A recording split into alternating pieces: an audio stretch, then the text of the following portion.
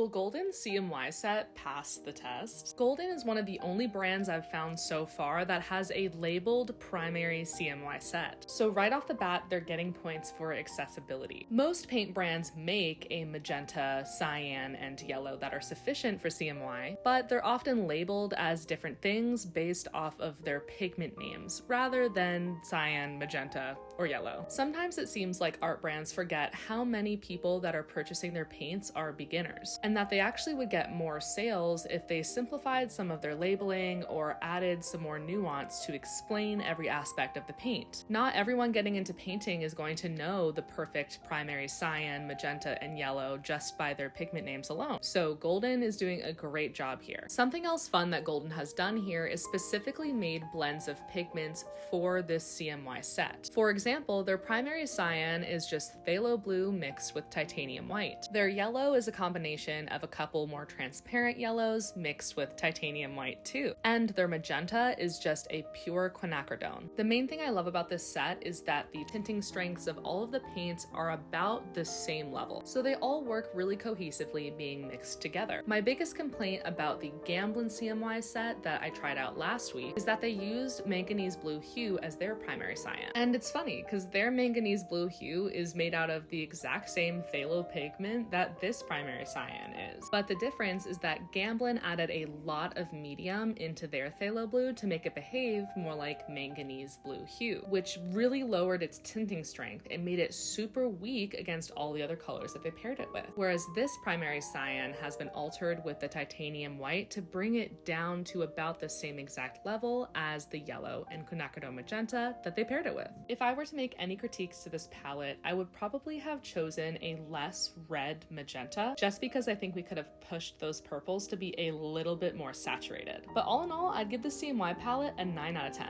What brand should I try next?